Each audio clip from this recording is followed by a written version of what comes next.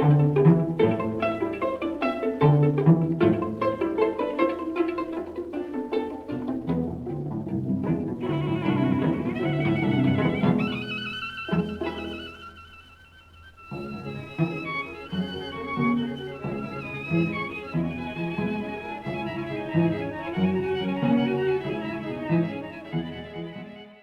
ранок. Добре.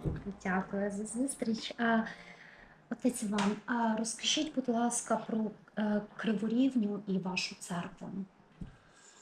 Криворівня відоме село, відоме місце в всьому світі, в Європі, звичайно, і в Україні. І причиною тої відомості, без сумніву, є наша церква, яка вже є 365 років, яка була побудована в 1660 році за рікою, де пробула майже 60 років, потім була перенесена сюди, на це місце, знаходжу, де вона зараз знаходиться. Це місце дуже хороше, тут сухо, і тому дерев'яна споруда, вона дуже гарно збережена, насправді. І тому ви і інші мають куди приїхати, а ми маємо домовитися і служити разом з вами. Звичайно, що відомість Криворівні почала зростати після того, як тут почала працювати династія священників. З 1800 по 1923 рік працювали 4 священники родичами з собою. Перший Петро Павлович, потім його зять Андрій Борочинський, який прослужив 54 роки. Потім син Андрія Борочинського Йосип Борочинський, і потім його зять Олексій Волянський. Отже, разом 154 роки, фактично, 124 роки фактично служіння. Це дуже серйозний період, це є 6 поколінь. І дуже важливим, що була ця естафета духу, яка тривала, і передавалося це з покоління в покоління, і воно зафіксувалося. Найперше, звичайно, це любов до Бога, любов до церкви і любов до рідного. Всі ці священники були не тільки дійсно дуже чудовими священниками, але вони були і патріотами. І вони були звідси саме? Ні. Вони всі були приїжджі. Це Снятищина, Тернопільщина. Звідси, так. А ви самі звідси? Я народився в Верховинському районі, село Криве Поле, виростав у Верховині з 1,5 року і вже 30 років у Криворівні. Так. Це моя перша парафія після навчання, закінчення духовної семінарії. І вже під час навчання в Духовній академії я став священником і вже служачи тут, довершив навчання в академії. Розкажіть, будь ласка, трішки про свою молодість. І ми знаємо, що ви не одразу прийшли до Бога. Скажіть, яким був цей шлях? Найперше, дякую Богу за цей шлях. Так. Я дитина Радянського Союзу, як і всі ми діти, правда? Хоча, звичайно, в сім'ї не було жодної якоїсь там пропаганди, атеїзму чи ще щось, але назовні жили так, як система того десь і вимагала. І я завжди питав маму, чому ви не говорили про Бога вдома? Тобто батьки не ходили в це? Ні. Перше, мама працювала завідувачем районної бібліотеки більше 40 років, зрозуміло. Так. І плюс, а тато був головним землепорядником провідного підприємства в районі і головним агрономом. І крім того, головою районної дружини, це така була колись організація, яка займалася, доглядала за правопорядком. І природно, що не могли ми про це говорити. Тато був комуністом, так, мама ні. Хоча вона займала серйозну посаду, так, але все-таки якось вдалося, що не було комуністкою. Але, тобто, в хаті жодного якогось атеїстичного напрямку ніколи не було. Але мені ще пощастило те, що я жив у дідуся, в кожні канікули в маминого тата. І природно я бачив ікони, я бачив все, але то я сприймав просто як належне, я не передавав тому великого значення. Навіть коли ходили колядувати, то співали, наприклад, «Нова радість стала», співали «Нова рада». Нова рада, це Нова рада, так. Діти собі, знаєте. Але мені здається, що якраз, хоча в мене не було свідомої віри в Бога, такої, але в мене було середовище, в якому була любов, в якому була повага, в якому були такі глибокі принципи життєві. І, скажімо, те, що я з малку вже там навчився їсти, варити корову, доїти, все. Тобто я був залучений в це. Пам'ятаю, коли перший раз до церкви прийшов, коли в селі ремонтували церкву, щось там, я неправда, я ж маленький був. Ми з дідусем понесли їсти майстрам. Для мене так щось. Ну, тобто є якийсь дитячий спогад, але щоб це було свідоме християнство, то ні. Ваш дідусь розмовляв з вами про Бога? Ви знаєте, майже ні. Якось то не було так. Ну, не знаю, може взагалі це питання не ставилося. В селах жили люди собі так. В тому селі церква була. Так. І тому я кожну суботу чув дзвони з вечора. Бо в тому селі було таке звичай, що ввечері завжди дзвонили на неділю, якби нагадували завтра служба. І тому і то не так далеко було, я постійно чув ці дзвони. Я би сказав, що духовне життя воно було, але воно не було акцентоване. Просто воно пливло як даність, як те, що є і має бути. І, можливо, це один з головних факторів такого мого спокійного сприйняття. Тобто, в мене не було якихось революційних таких внутрішніх борінь. Просто було пошук так. Але борінь не було. Але був такий цікавий момент, що якось ми мали театр молодіжний і йшли з друзями після репетиції ввечері. Ну і, звичайно, це в селі, тут в Ільцях. І хлопці і дівчата там хрестяться біля церкви. А я так здивовано, що ви хреститься. Тобто не то, щоб я хотів принизити чи що. Мені таке, знаєте, як Іван, так Бог все. А я кажу, знаєте, якщо ваш Бог є, хай мені покажеться. Ну, десь було щось таке сказано. Було? Це було 22 роки. 22 роки. Так. А яку ви освіту обрали для себе? В мене перша освіта зооінженерна. Я закінчив Українську сільськогосподарську академію. І дуже я вдячний Богу за цей досвід, тому що я там почав займатися серйозно гірським спортивним туризмом. І так, це були мої походи, серйозні походи.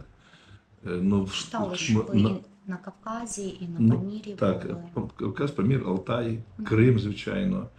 Те, що тоді було нам доступне в Радянському Союзі, ці гори.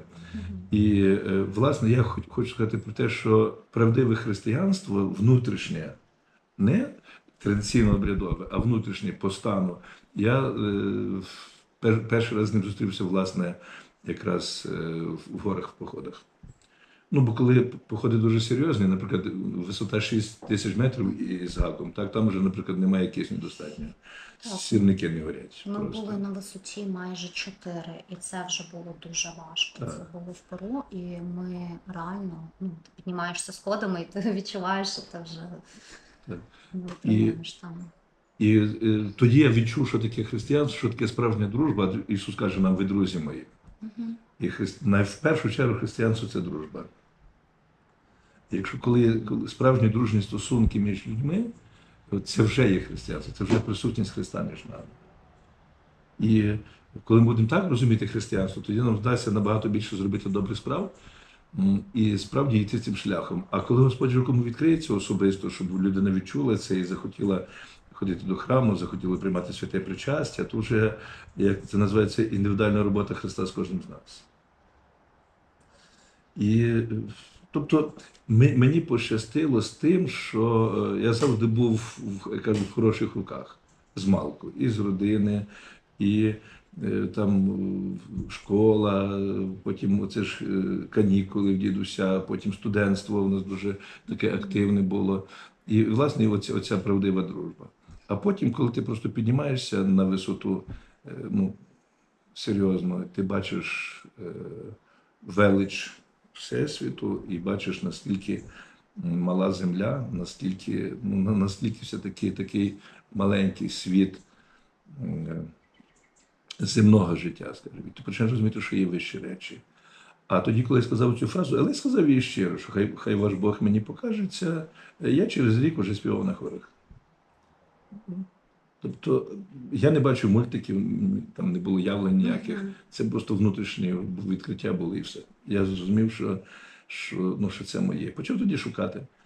Це, звичайно, це були пошуки не одразу Ісуса Христа, скажімо так. Це просто були пошуки внутрішнього чогось. Я крім того, трохи цікавився екстрасенсорикою, потім цікавився взагалі працею над своїм тілом, над душею, так, практиками різними. Східні релігії. І я за це дякую, за цей досвід. Він хороший. Він Що саме з східних Ну, релігій я вам було читав багато, найцікавіше? що, а 1,5 року я дуже тісно спілкувався з вайшнавами, так, свідомість Кришни.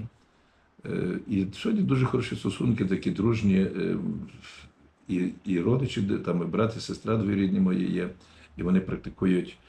І що це дає? Мені дає можливість спокійно сприймати іншість іншої людини. Мені здається, що це найважливіше.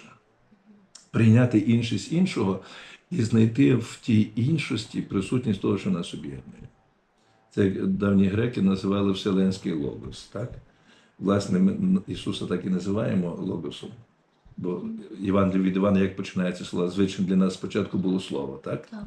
Грецькою енархі логос. Так, спочатку було слово. Тобто це слово логос, воно дуже глибоке, воно має понад десяток значень в давньогрецькій мові, і одним з них є зміст. Так, логіка. Власне, звідти всі наші логіки, всі логії. І, тобто я дякую за цей досвід, тому що це було розширення мого кругозору. І потім мене дуже сильно підтримала фраза, яку я прочитав у дійсно священомученика отця Олександра Меня, якого били сокирою по голові 9 вересня 90-го року під Москвою. Він тоді пробуджував насправді Радянський Союз і працював з інтелігенцією. І він казав про те, що християнство увібрало в себе все найкраще з досягнення людства від Старої Індії до Нового світу. Тобто ми повинні так розуміти, цей шлях людства повернено назад до Бога, тому що Ісус Христос не дав нам релігії, Він дав нам себе. А ми створили навколо цього релігію, так як в певну форму.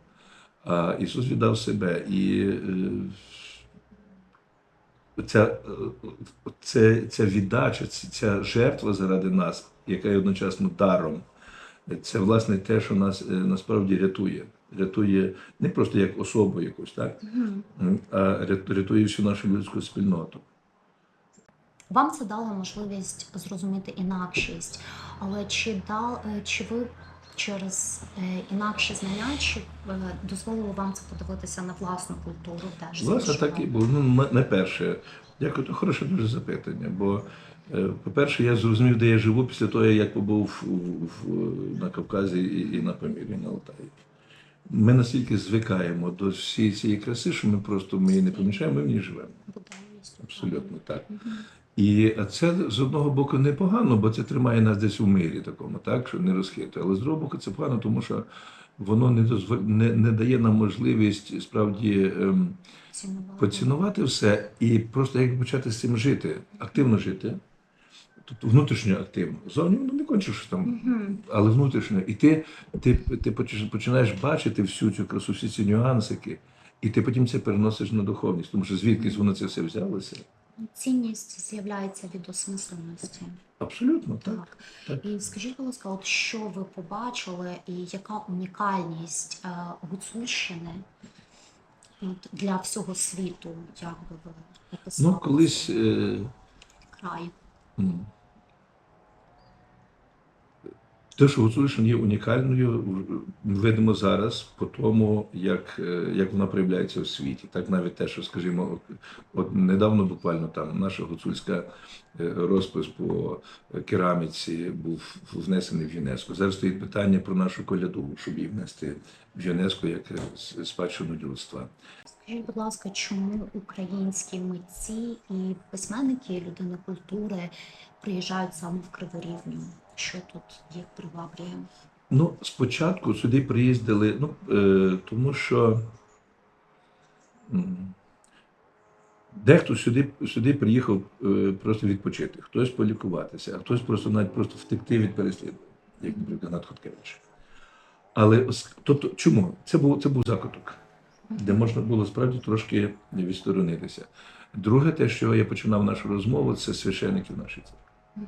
Високоосвічені, високоінтелектуальні, мудрі, і з ними можна було спілкуватися. Вони, власне, і сприяли тому, щоб тут ці люди, я кажу, сьогодні це люди енциклопедичної величини, щоб вони могли просто тут бути. От, наприклад, Іван Франко спочатку жив у нашого священника Олексія Валянського. Так?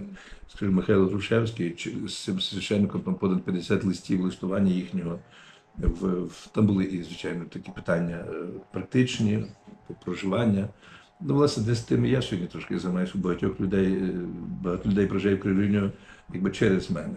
Я також допомагаю їм облаштуватися, спілкування якесь влаштувати. Ну, чому ще приваблює? Ну, можливо, тому що тут створилося те поле, про яке я говорив за цей час, так? Поле, духовне поле, яке приводить людей сюди і яке дає можливість їм творити. Казав мені один митець, каже, в Криворівні можна творити, а вже показувати роботу в Києві, у Львові, чи в Парижі, чи в Лондоні. І ще одне цікаво, що ми бачимо плоди дії цього поля творчого духовного. Наша Параська плитка. Мистецтво через духовність. А воно справжнє мистецтво тільки через духовність. Все інше воно не є мистецтвом. От я хотів сказати про нашу Параську плитку Грицвіт, яка народилася фактично в Криворівні, ніби в Бистриці, але це було Криворівня колись. Це спорідні села. Це була власність колись одного там пана, як кажуть у нас. І це також це вже наш плід. Це вже людина, яка народилася в Криворівні, і зараз вона все більше і більше стає всесвітньо відомою.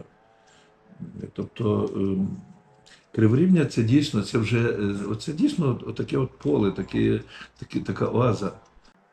Фільм, відомий український фільм Параджанова «Тіні забутих предків» знімався в цьому регіоні. Розкажіть, будь ласка, яка частина в церкві знімалась і взагалі історію? Отже, це нам розказував сам Юрій Ільянко, Юрій Герасимович, про те, що 2 тижні йшли зйомки в церкві. Але в фільмі немає ні одного кадру з церкви. Тільки є той момент, коли танцюють люди на фоні церкви, це з верхньої сторони, і є наша дзвіниця, стара 1818 року вона побудована. І все. Чому немає кадрів? Тому що забракували всі кадри КГБ. Надто промовисті були. І все те, що знято в церкві, це зйомки були в Києві, в павільйоні кіностудії Медужанка. Просто продублювали в студії. Так, наскільки змогли, тому що там не було. Там, якщо подивитися, та церква, котра фільм, вона дуже бідненька, там кілька ікон тільки, і все. Церква ж набагато більше. Тобто радянська влада, дійсно ця диявольська влада, інакше її не назвеш, бо такою і є.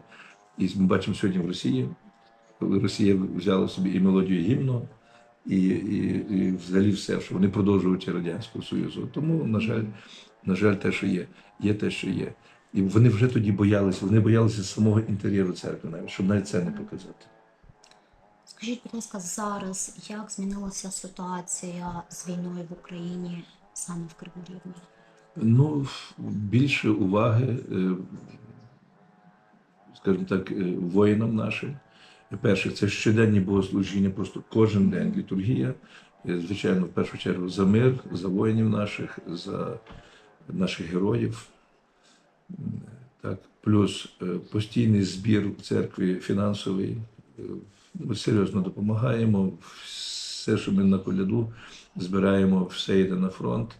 Плюс я постійно заохочу людей, прошу, беру сам тому участь. І ми кожного місяця виїжджаємо наперед, веземо те, що хлопцям треба, починаючи від ребів, мавіків, від дронів, машин, коліс. Звичайно, якісь смаколики такі, щоб хлопці відчували, що вдома про них пам'ятають і люблять. Яка у вас надія для України? Я думаю, що надія – це не моя надія. Це те, що є на небі про нас, що ми обов'язково переможемо. Чому? Тому що ми Давид, а Росія Голіаф. А Давид Голіафа переміг. Так, ми переможемо. Інше питання, коли і як, не знаю. І ніхто не знає. Перемога настане тоді, коли ми всі станемо українцями. Ми українці. І те гасло, що все буде Україна, це ж не про територію, і не про мову, і не про віру, це про стан людської гідності. Українці нагадали світові, що таке людська гідність. І недаремно очільники держав європейських чітко говорять, що жодна держава європейська не встояла проти народ, мається на увазі. Неозброєний, роззброєний, так що це, що, на жаль, з нами сталося. А ми вистояли перед цим демоном. І вистоїмо, і ми переможемо обов'язково, тому що український народ – це Божий народ. Яке у вас послання для світу від отця Івана? От, мене дуже часто питаються про це, коли це все вже завершиться, як воно буде. Пам'ятаємо, що війна диявола проти Божого творіння триває вже дуже довго, так, від часу гріхопадіння. Але завершенням цього буде перемога Христа, тому що, власне, чому я і став християнином і священником православним, будучи познайомий з дуже багатьма світовими напрямками, пошуками духовними, так, тому що Христос єдиний з очільників світових релігій, якщо так можна сказати, хоча він і не створював, який розіп'явся за людей, який не просто навчав, а виконав все те, про що він говорив. І ось послання дуже просте. Ми маємо стати Христовими. Незалежно навіть від того, в якій ми релігії перебуваємо. Чи ми мусульмани, як наші кримські татари, наші брати, чи ми юдеї, чи ми, можливо, представники інших релігій, так? Але ми маємо стати Христовими в тому розумінні, що ми маємо підтвердити своїм життям все те, про що ми говоримо і сповідуємо. Для нас, українців, це дійсно, от є таке поняття матриця духовності, яке складається з 4 наріжних каменів: мова, віра, історична пам'ять і культурна традиція наша. От якщо ми будемо вірні цим 4 наріжним каменям, то наша будова, яку Бог збудував через нас, так, наша Україна, вона не тільки буде стояти, вона буде процвітати, і вона буде прикладом того, яким має бути життя людини на планеті Земля. Дякую. Діти всі вірні, благословляйте Господа, пойте святое воскресение Его.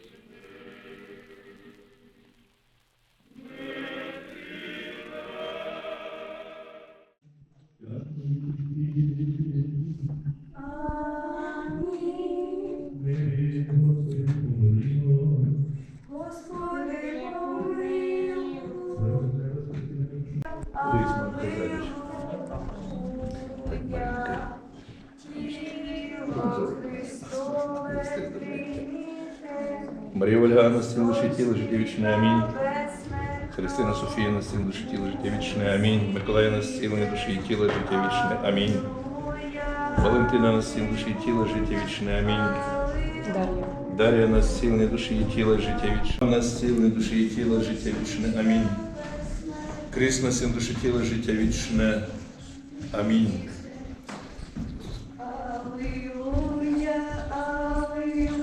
Анжела Ольга, на стіл душі тіла, життя вічне, амінь. Марія, на стіл душі тіла, життя вічне, амінь. І не введи нашу спокусу, нас від лукавого, амінь. Богородице, Діво, радуйся, благодатна Марія, Господь з тобою, благословенна ти між жінками, і благословенний плід лона Твого, бо Ти породила Христа, спаса душам нашим, славу Отцю і Сину, і Святому Духові, нині повсякчас і на віки віків. Амінь.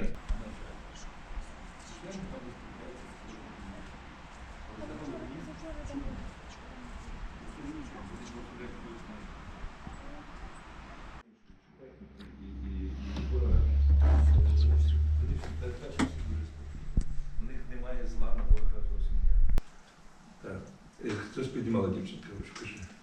Про що говориться в Біблії, що зараз дуже актуально в нашому житті? Про все. От, Біблія дивна книга. Євангеліє це частина Біблії. Так? Євангеліє це благовістка про наше спасіння. А спасіння це власне те, чого ми насправді хочемо. Бо спасіння це життя вічне. Це життя вічне. Без вічного життя все не має змісту. Яка користь того, що я сьогодні їм? Чи що я одягнувся? Чи з ким я сьогодні проводжу час, якщо це все скоро скінчиться і просто зникне? Тому Біблія звіщає нам про вічність. І тому в ній відповідь на всі запитання. Хотів вас ще запитати, от що має робити людина і наскільки багато, щоб вважатися християнином? Треба наслідувати Ісуса Христа. Міра залежить від можливостей індивідуальних і від бажання бути подібним на нього. Це головне все. Христос – це стержень, до якого ми йдемо. А він взагалі класний хлопак був, моцний. Чи Івана, чи існує така думка, що найперша людина, яка почала просувати те, що любов це круто, це Ісус Христос? Звичайно. Jesus Christ суперстар, тут однозначно.